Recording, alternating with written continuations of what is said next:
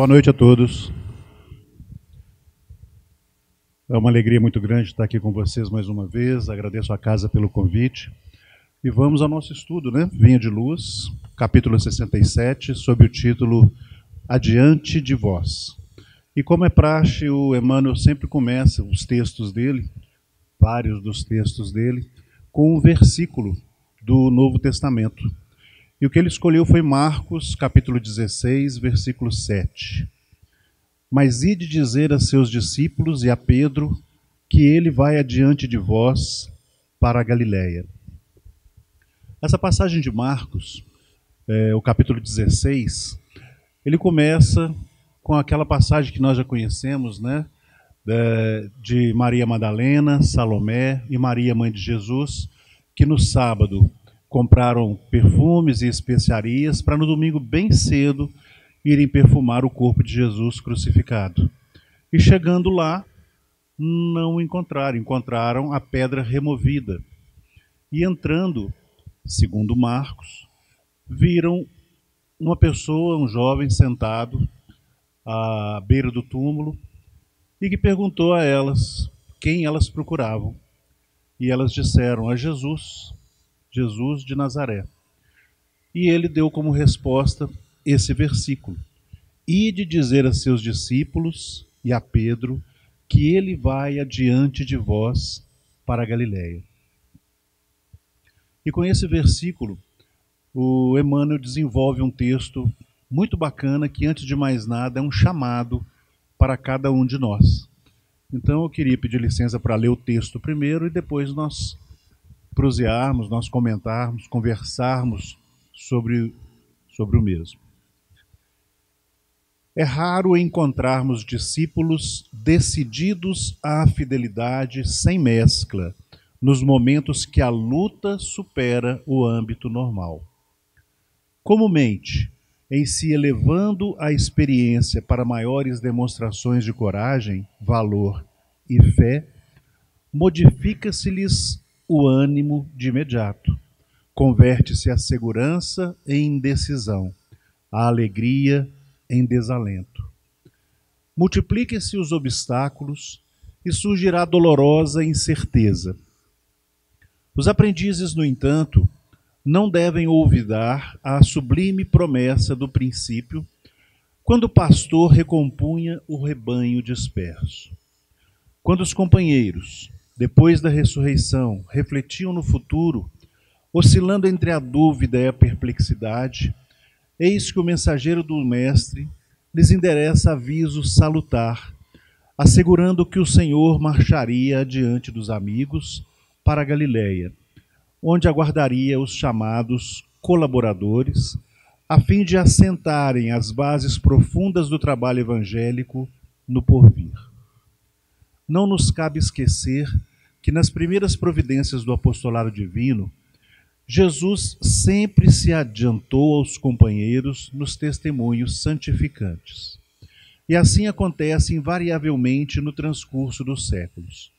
O Mestre está sempre fazendo o máximo na obra redentora, contando com o esforço dos cooperadores apenas nas particularidades minúsculas do celeste serviço. Não vos entregueis às sombras da indecisão quando permanecerdes sozinhos ou quando o trabalho se agrave na estrada comum. Ide, confiantes e otimistas, às provações salutares e às tarefas dilacerantes, que esperam por nosso concurso e ação. De certo, não seremos quinhoados por facilidades deliciosas, num mundo onde a ignorância ainda estabelece lamentáveis prisões. Mas sigamos felizes no encalço das obrigações que nos competem, conscientes de que Jesus, amoroso e previdente, já seguiu adiante de nós. Esse é o capítulo 67, Adiante de Vós, do Vinha de Luz. Para a gente começar, eu gostaria de fazer, como sempre, né? Gostaria de fazer algumas perguntas. E peço que não se assustem, por enquanto, com as perguntas que eu vou fazer. Quem acredita em Deus, levanta a mão, por favor. Bacana, todo mundo, muito bem. Teve um atrasadinho, mas não tem problema não. Levantou a mão também. Quem acredita em Jesus? Levanta a mão, por favor. Todos acreditam em Jesus. Quem acredita que somos filhos de Deus? Bacana. Então somos irmãos de Jesus. Vocês concordam com isso? Muito bem, muito bem. Por que eu fiz essa pergunta? Porque esse texto vai trabalhar com a gente a questão da fé. E se eu não acreditar em Deus, se eu não acreditar em Jesus, que fé é essa que eu tenho? Kardec já citava nas suas obras que a fé pode se dividir em três, mas eu queria chamar a atenção para uma das explicações que ele deu, que é a nossa crença de que um poder maior, uma espiritualidade maior, nos guia, nos protege, nos acompanha. E ele dá um exemplo, por exemplo, ele dá um exemplo de um cidadão trabalhador, com família, esposa, filhos, e que perde o emprego. Essa pessoa vai para casa, assim que perdeu o emprego. Se ele não tem fé, ele vai desesperar, vai lastimar, vai reclamar e vai duvidar de tudo o que pode acontecer nos dias seguintes, porque não acredita em nada que possa lhe ser consolação e firmeza nos próximos passos. Se ele tem fé, ele vai fazer as suas preces, as suas orações, comer tranquilamente com a sua família, confiante de que nos próximos dias ele vai conseguir um novo emprego, uma nova ocupação, que não seja com o mesmo percentual de remuneração, mas que seja suficiente para recomeçar os passos, confiante, crente, com fé de que uma força maior o acompanha e o guia. Então essa definição de fé que Kardec nos dá, eu acho que é o ponto fundamental para a gente trabalhar essa leitura. Porque ela nos diz o seguinte: antes, quantos eram os discípulos de Jesus à época da sua crucificação? 12? Vamos contar Judas, né? 12. Após a crucificação, que eles saíram a evangelizar, a espalhar a boa nova, Jesus apareceu mais uma vez e já eram 70. 70 que se espalharam para divulgar a boa nova. Bacana, todos acreditavam. Eu pergunto, nós somos discípulos do Cristo? Nós temos condições de espalhar a boa nova?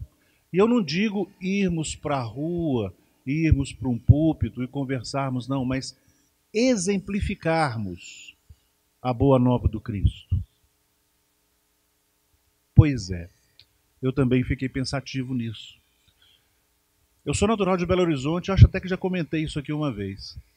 Eu me criei lá, e lá pela minha juventude, já faz um bom tempo, a memória ainda está boa, com meus 18 anos, eu costumava passar muito na Praça 7, para ir para o cursinho, para ir para a faculdade, e sempre encontrava, sempre passava na Praça 7 e encontrava alguém pregando o Evangelho do Cristo. Bíblia na mão e falando, com muita ênfase. Normalmente são protestantes ou evangélicos que têm esse trabalho, ou que tinham esse trabalho lá. E eu olhava e falava assim, não, mas falando e ninguém escuta, falando e ninguém escuta, como é isso? A grande questão é seguir o Evangelho. Em algumas passagens o Cristo fala, vai e pregai o Evangelho. E se ninguém na cidade os ouvir, sai, tira a areia dos seus chinelos e segue para outro lugar. Deixa para trás. O que ele fazia era isso.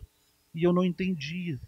Eu achava que ele ficava pregando ao vento e tal, mas com certeza, e hoje, na minha convicção espírita, com certeza, alguns encarnados o escutavam e muitos desencarnados também. Ele era um discípulo de Cristo. E é interessante que eu olhava aquilo e saía com um pensamento crítico. Não, como faz um trem desse? Porque à época eu era católico, né? E a gente estava acostumado às pregações dentro da igreja. Então eu falava, não, como é que faz uma coisa dessa? Pregando na rua. E hoje estou eu, aqui na Casa Espírita Jesus de Nazaré, lá no Joana d'Arc, no Maria de Nazaré, fazendo a mesma coisa, trazendo a palavra do Cristo. Pode-se dizer que eu sou um discípulo? Sim. Vocês que vieram até aqui para escutar, são discípulos do Cristo? Sim, são discípulos do Cristo. Porque o simples ato de sair de casa e vir até aqui já exemplificou para os que ficaram e para os que têm conhecimento disso, que vocês têm fé e acreditam na espiritualidade, numa força maior. Somos, sim, discípulos do Cristo. E a mensagem de hoje é para nós, discípulos do Cristo. Nós somos daqueles que na primeira dificuldade esquecemos dele, ou somos daquele que a todo momento rendemos graças e seguimos em frente? Deixa eu contar mais um casozinho meu para exemplificar isso. Trabalhei no Correio por 25 anos. E 2012, eu comecei a fazer uma especialização em homeopatia. E depois de 4 anos de especialização, eu montei um consultóriozinho na 1º de junho, no prédio do Paulinho. Uma coisazinha simples, eu ia lá mais para estudar do que necessariamente para atender. E como eu trabalhava no Correio, era sempre na minha hora do almoço. Então, 2012, 2016, 2017, mais ou menos. E quem não me conhece, eu tenho artrose. É um desgaste que ocorre principalmente nos joelhos, mas em todo o corpo. E as minhas pernas eram tortas, eram arqueadas. Nossa, que gracinha aqui, ó. Careca, barrigudinho de perna arqueada. Uma coisa linda. Mas saía do Correio na hora do almoço, descia a rua Rio de Janeiro, 1º de junho, ia para a sala. Dava o horário do retorno, 1º de junho, Rio de Janeiro, ia para o Correio. Um desses dias eu desci e comecei a conversar com Deus. E falei com ele, Deus, os 2 joelhos tortos, Deus, e os 2 doendo, não está demais, não? Não está muito, não? Eu entendo que a gente tem que passar por expiação, passar por prova, toda expiação é uma prova, mas assim, está muito. E nessa minha conversa mental com Deus, vem subindo na rua Rio de Janeiro uma pessoa que não tinha uma das pernas. Aí eu olhei para a pessoa, ele passou por mim, deu um sorriso, eu também, olhei para cima e falei assim, tá bom, entendi, compreendi. Segui, fui para a sala, fiz o que tinha que fazer, voltei, mas a gente é teimoso, a fé da gente é frágil. Fui voltando, o joelho doeu de novo, eu olhei para cima outra vez e falei, mas ele ainda tem uma das pernas que não dói. As minhas 2 doem. Como é que a gente fica? Vocês conhecem a Casa Maria de Nazaré? Conhece uma pessoa maravilhosa que trabalha lá, chamada Adrianinha? Ela tem a dificuldade de caminhar, de mobilidade. Ela parece que teve paralisia infantil e anda com 2 muletas, daquela de prender no braço. Eu olho para frente e vem a Adrianinha, sentido contrário. E a Adrianinha tem uma característica maravilhosa que a distingue de todo mundo. Na hora que ela olha para você, ela abre um sorriso de orelha a orelha. E na hora que ela me viu, ela fez isso. Abriu um sorriso de orelha a orelha para mim. E me desejou uma boa tarde. E eu desejei uma boa tarde para ela. Passamos, olhei para cima e falei com Deus: tá bom, entendi. Vamos confiar. Vamos ter fé. Quando Emmanuel traz esse texto para nós, ele diz o seguinte: nós esmorecemos com qualquer dificuldade que passa à nossa frente. Se, por exemplo, convidamos nossos filhos, nossos irmãos mais novos, para virem à mocidade, para irem ao catecismo na Igreja Católica, e eles dizem assim: ah, hoje eu não quero ir, hoje eu vou jogar videogame, hoje eu estou cansado. O que a gente faz? A gente insiste ou a gente diz: tá bom, problema seu? Porque se a gente for avaliar entre as nossas missões, e Emmanuel coloca aqui no finalzinho, não vos entregueis às sombras da... Não, não é esse pedaço, não. O mestre está sempre fazendo o máximo na obra redentora, contando com o esforço dos cooperadores apenas nas particularidades minúsculas. Então, quando a gente fala em missão, a gente pensa em Madre Teresa de Calcutá, Chico Xavier, Gandhi, Irmã Dulce, mas todos nós temos missão. Todos nós. E a família talvez seja a maior das missões que nós podemos ter. Porque lá nós vamos ter todo tipo de dificuldade, todo tipo de atribulação, mas também todo tipo de alegria no decorrer do tempo que passamos com eles. E enquanto pais, irmãos mais velhos, tios, aqueles menores estão sob a nossa guarda. E sob a nossa guarda, entende-se toda a sua educação e desenvolvimento intelectual e moral. Claro, a questão do trabalho, a questão do estudo, a gente sempre põe isso à frente, mas é a questão moral. E a espiritualização? Nós arrefecemos quando temos alguma dificuldade financeira e já pensamos assim, agora que vai ser de mim? Ou confiamos que o Cristo foi à frente? Nós somos igual aquele rapaz que trabalhava na casa espírita e ajudava toda semana, quase todo dia, isso está no livro Luz Acima, do Chico Xavier. Arrumava o centro, colocava a água para fluidificar, acendia as luzes, mantinha tudo limpinho, organizava, e um belo dia sofreu um acidente e perdeu a mão. E a partir do momento que perdeu a mão, começou a blasfemar e começou a não ir mais à casa espírita, achando que os espíritos o tinham abandonado. E desencarnando, encontrou com os amigos espirituais e continuou reclamando, porque a gente não vira santo depois que desencarna, né? Continuou reclamando. Eu sempre ajudei, eu sempre trabalhei, eu sempre me coloquei à frente para ajudar dentro da casa espírita. E um belo dia eu perco a minha mão. De que adiantou todo o meu esforço, toda a minha entrega em nome do Cristo?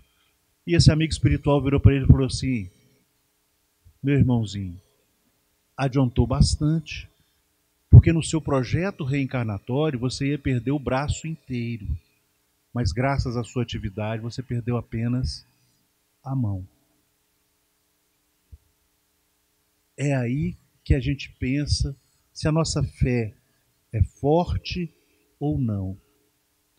Quando perdemos um ente querido, e todos nós já perdemos ou vamos perder um ente querido,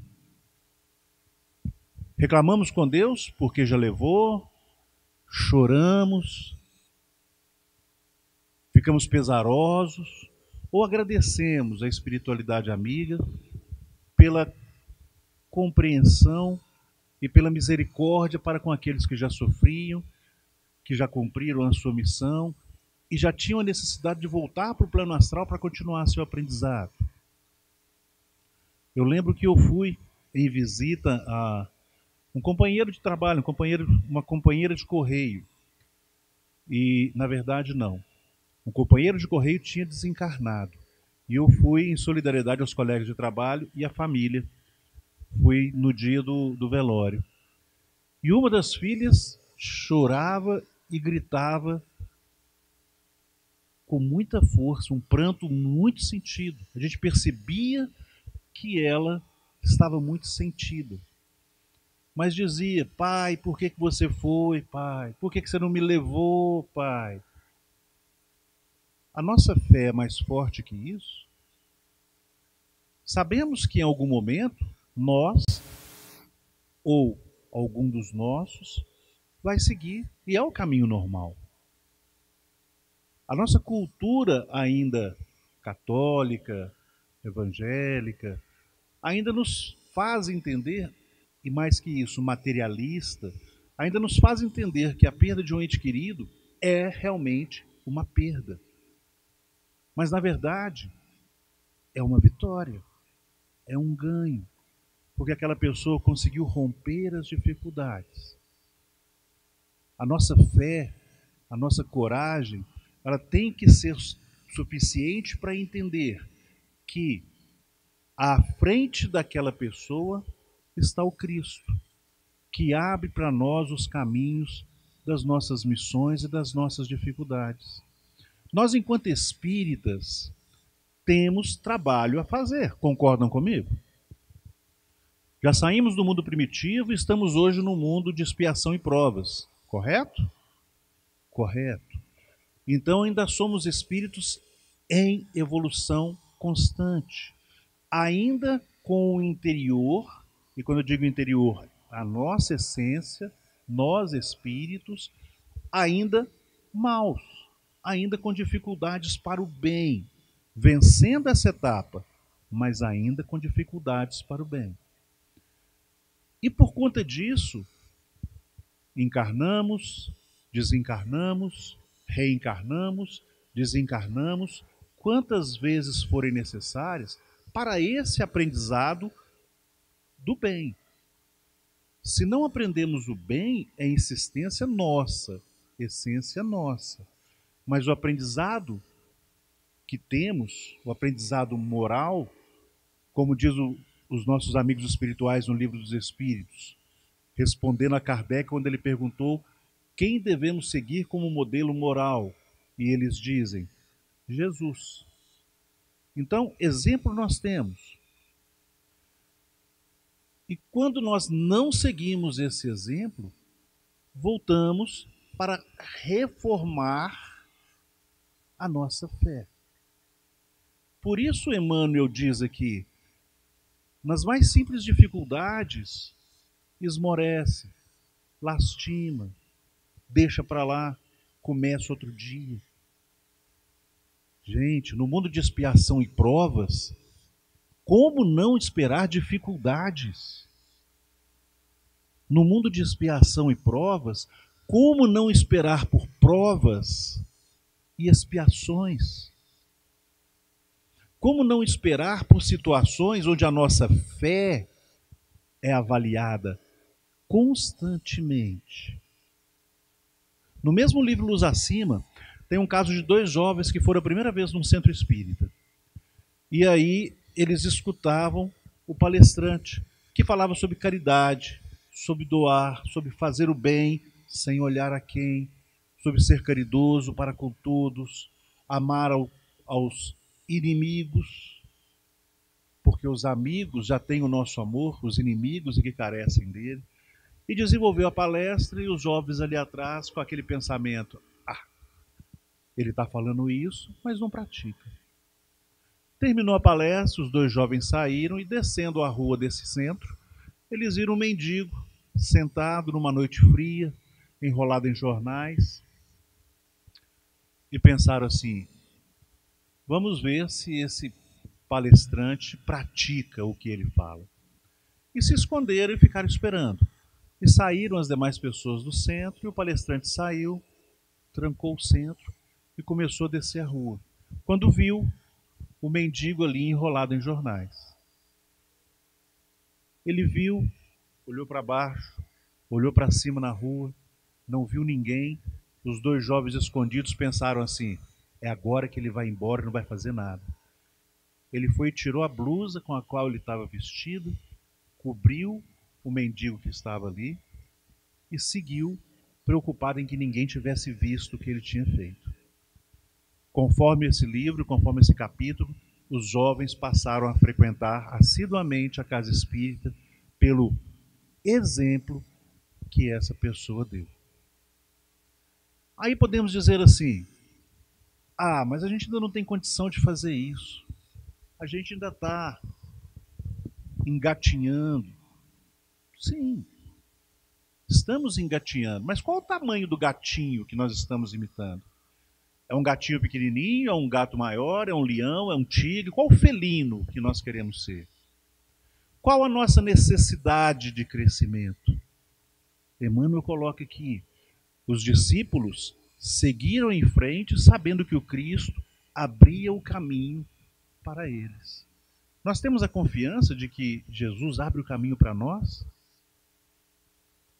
Entre as promessas que ele deixou, ele disse que nada faltará para aqueles que o seguirem. Nós confiamos nisso? Aí eu convido vocês a pensarem um pouquinho nas vezes em que cada um de vocês proveu alguém que necessitava, praticou a caridade, praticou a ajuda ao próximo, o amor e o amparo. Alguma coisa lhes faltou?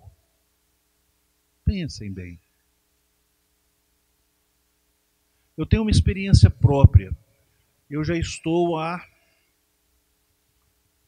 vim para Divinópolis em 95 e em 96 eu já comecei a frequentar os estudantes do Evangelho. Então eu estou com 28 anos de doutrina espírita. E dizem que quando a gente entra para a casa espírita, uma das coisas que eles falam que a gente é assim: vai lá e se coloca à disposição que o trabalho aparece. É bobagem, tá, gente? Vocês vão, se colocam à disposição e pede serviço. O trabalho aparece, mas tem que pedir serviço. E eu me coloquei à disposição do trabalho, comecei a frequentar as reuniões de estudo. E numa dessas reuniões comecei a participar de um grupo onde a gente criou a oficina de sentimentos, que hoje se desenvolve no Joana d'Arc todo domingo pela manhã, após passes, e depois dos passes, a gente partia para um passe, não é uma magnetização, mas é uma sintonia, um reforço magnético, energético magnético que a gente aplicava com as pessoas. E esse grupo continuou fazendo isso durante alguns anos, e o mandato do presidente venceu. E eles me procuraram e falaram assim: você topa ser presidente? Ah, minha resposta foi imediata, né? Não. Pô, ser presidente não, isso não é fácil não, não é comigo. Eles falaram: não, nosso grupo está junto, está coeso, e a gente te apoia, nós vamos juntos. Falei: então vamos trabalhar. E fui. E a partir daí, gente, por incrível que pareça, por mais que a dificuldade possa ser incômoda, possa incomodar nossos sonhos, nosso sono, as coisas fluíram com muita tranquilidade. Porque eu tinha convicção que eu não estava fazendo mal a ninguém, pelo contrário, eu estava buscando fazer o meu melhor e estava com pessoas da minha crença, com a mesma boa vontade e com a mesma fé, trabalhando comigo. E a gente conseguiu desenvolver um bom trabalho por 2 anos, depois veio uma nova presidência, e depois candidatamos novamente e ficamos mais 4 anos fazendo trabalho na Casa Espírita. Tivemos dificuldades? Sim. Mas a gente fazia igual aquele menino, né, que quando chamaram todo mundo, depois de uma seca muito grande, convidaram todo mundo para ir à praça rezar para que Deus mandasse chuva. E o menino foi. Mas foi o único que levou um guarda-chuva, porque ele acreditava que ia chover mesmo. Como anda a nossa força de vontade em trabalhar com Jesus? Como anda a nossa disponibilidade em seguir os passos de Jesus? Como anda a nossa alegria em poder trabalhar com Jesus? Ou nós só trabalhamos segunda noite, terça noite, domingo de manhã, só nos dias que a gente vai à casa espírita. Percebamos que isso é um ledo engano. Nós trabalhamos para Cristo o tempo todo. Quando ajudamos alguém dentro do nosso local de trabalho, que está triste, que está em dificuldades, e sentamos e conversamos com ele um pouquinho, estamos falando no nome de Cristo. Quando a gente confia que as coisas vão dar certo e faz uma prece sentida, pedindo a Deus, pedindo a Jesus que nos oriente, como nós fizemos aqui antes desse nosso bate-papo, a gente está trabalhando em nome de Jesus. Quando a gente entra em casa e sabe que vai encontrar esposa, marido, filhos nos aguardando, esperando um sorriso de nossa parte, apesar de todas as dificuldades que tivemos no dia de trabalho, nós estamos trabalhando em nome de Jesus. Aí alguém pode falar assim, mas Jesus era muito maior. Sim, sem dúvida. Mas quem aqui está pensando em parar por enquanto? Quem aqui não quer se tornar um espírito de luz, um espírito celestial? Ah, mas vai demorar. E quem aqui está com pressa? Quando lemos o livro dos Espíritos, ele nos conta que nós somos criados simples e ignorantes. E sabe qual é a única obrigação que Deus deu a estes espíritos simples e ignorantes? Ou seja, a cada um de nós? Evoluir. Crescer. Aprender. Tá certo? Tem muita coisa. Mas aí nós temos que ser igual os nossos irmãos alcoólicos anônimos, narcóticos anônimos, comedores anônimos. Um dia de cada vez. Santo Agostinho nos ensina, de noite, no nosso quarto, vamos lembrar o que nós fizemos durante o dia. O que nós fizemos de bom? Bacana, vamos manter. O que nós fizemos que não foi tão bom? Vamos melhorar. Dificuldades sempre vamos ter, porque como estamos em evolução, erramos para poder aprender.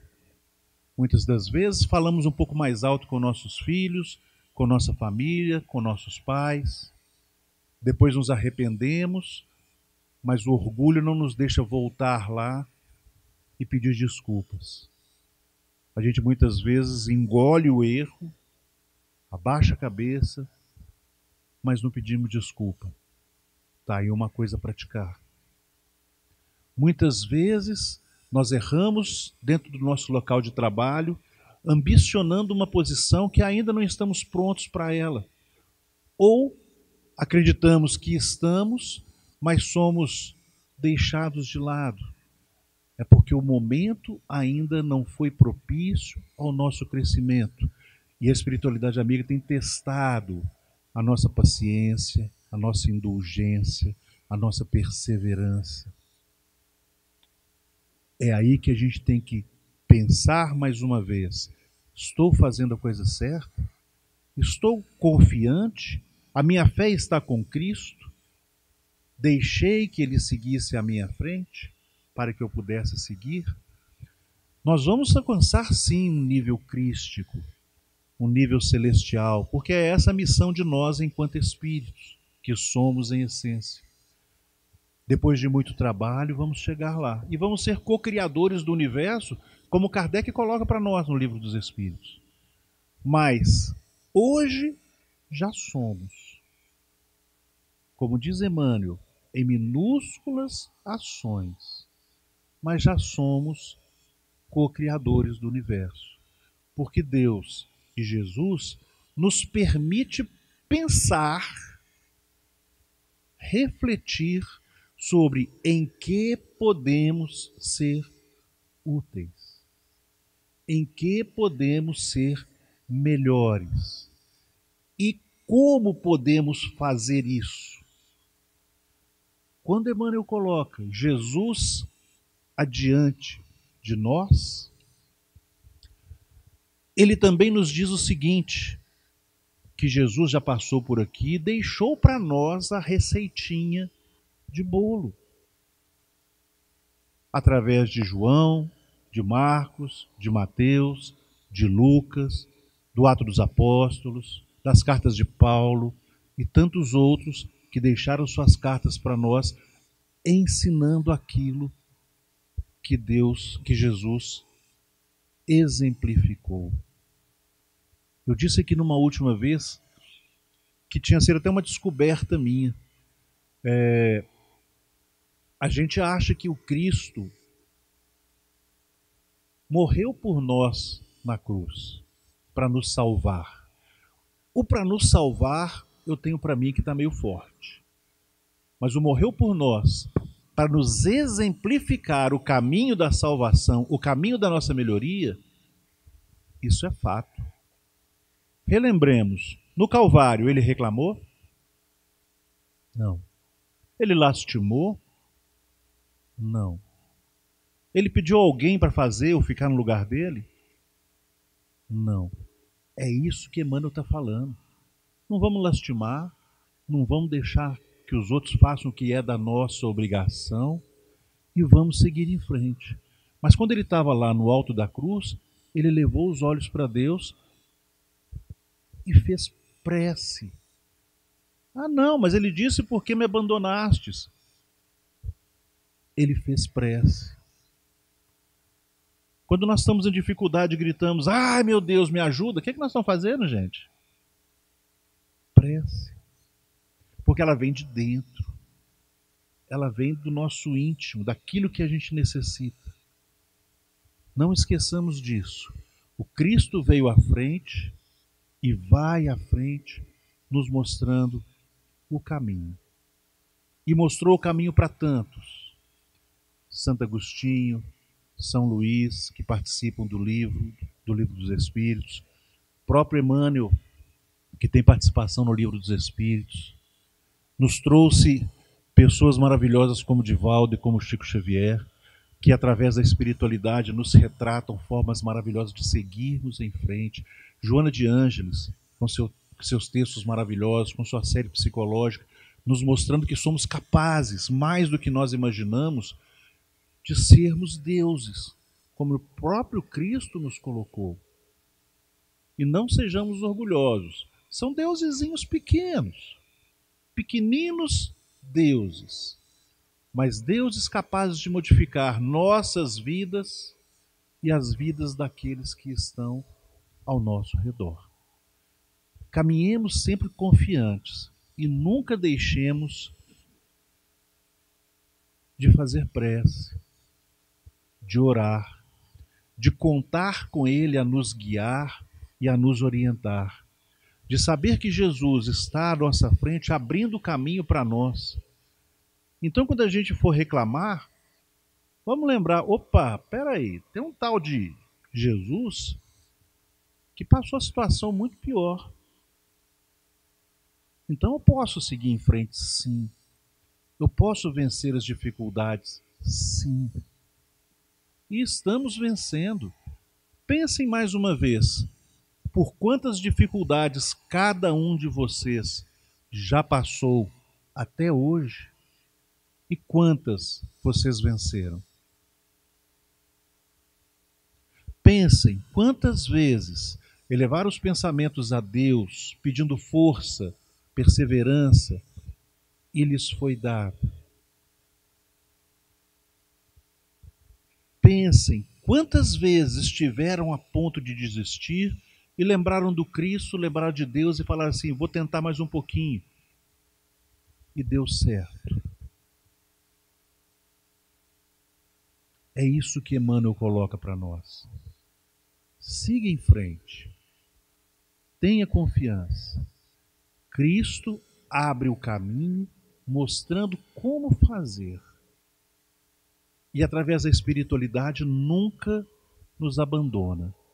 Nunca nos deixa a ver navios. E se às vezes passamos por alguma dificuldade, é bom sempre pensar: será que eu não fiz por merecer isso? Será que em algum momento da minha vida, presente e passada, eu não escorreguei e agora eu tenho que enfrentar isso, fui eu com meus joelhinhos. Fui reclamar e levei dois socos, um de um lado e um do outro, para ele me mostrar que precisa ter perseverança e paciência, que as coisas passam e a gente vence com certeza todas as dificuldades. Obrigado pela atenção, que Jesus abençoe a cada um de vocês e que essas pequenas palavras possam ajudá-los a seguir em frente nessa caminhada que todos nós temos. Que Jesus abençoe a todos.